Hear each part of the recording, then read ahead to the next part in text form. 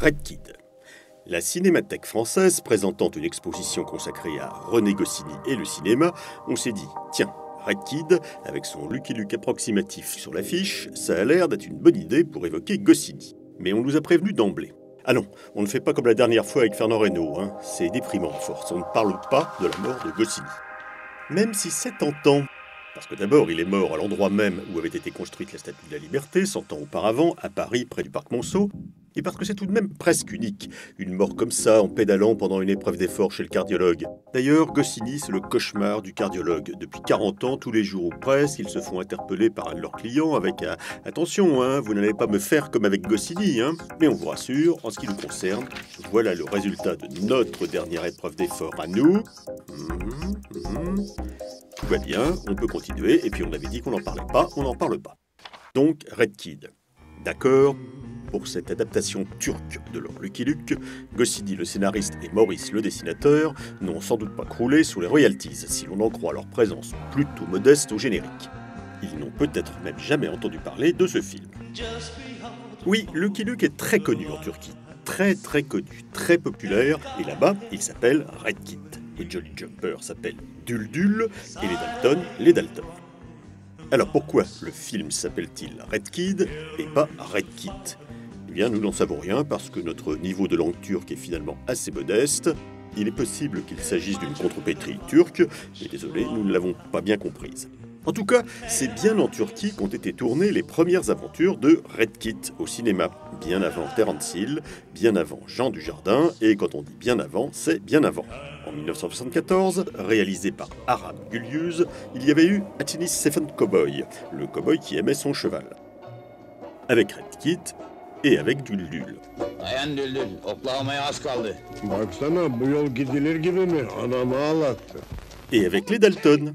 Et Joe Dalton était interprété par le comédien idéal pour le rôle, Edin Babaoğlu, qui avait fait partie quelques années auparavant du casting de Pamuk Prenses ve Yedi Kuşçeler.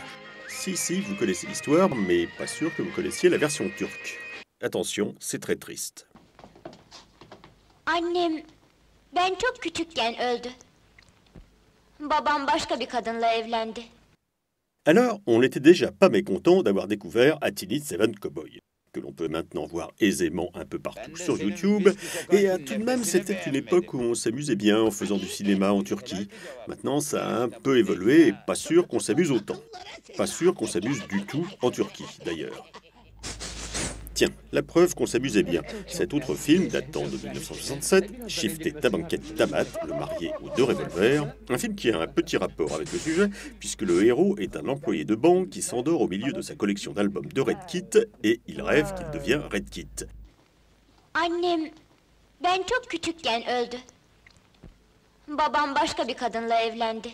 Mais si, c'est bien Red Kid, tourné en 1970, qui nous intéresse. Ah, comme nous avions mis la main sur quelques photos, là, on pensait, pas de problème, on va retrouver le film vite fait. D'autant qu'Izzet Güney, qui joue le rôle de Red Kid dans Red Kid, est une des plus fameuses vedettes turques, qui a fait des dizaines de films, comme on le constate en épluchant sa filmographie sur le site cinématurque.com. Et comme en plus c'est le réalisateur de Attini Seven Cowboy, Aram Gülyüz, qui a également réalisé Red Kid, alors on pensait ça va être vraiment du nanan. Et donc on a commencé par farfouiller dans la chaîne Fanatic Classic Film sur YouTube, en la retournant dans tous les sens avec tous les mots-clés possibles, et ça c'est énervant, parce que sur Fanatic Classic Film, on trouve presque tout le cinéma turc des années 60, 70, 80, comme vous pouvez le constater, mais aucune trace de Red Kid.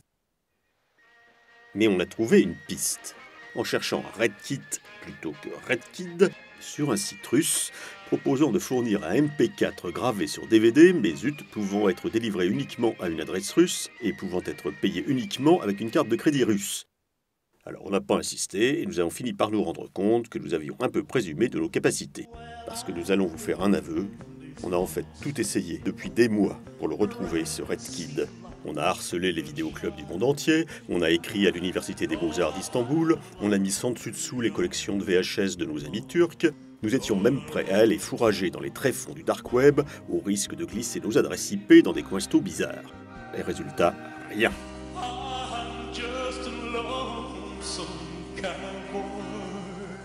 Oui, c'est normal, nous vous sentons un peu déçus. Alors consolons-nous avec ce spot publicitaire pour des barquettes de kefté, ces excellentes boulettes de viande hachée turque avec de l'oignon, de l'ail et du persil, dont il ne faut toutefois pas abuser.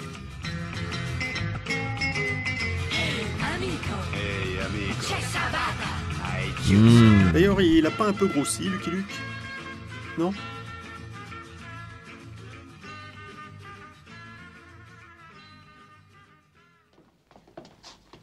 Annem, ben çok küçükken öldü. Babam başka bir kadınla evlendi.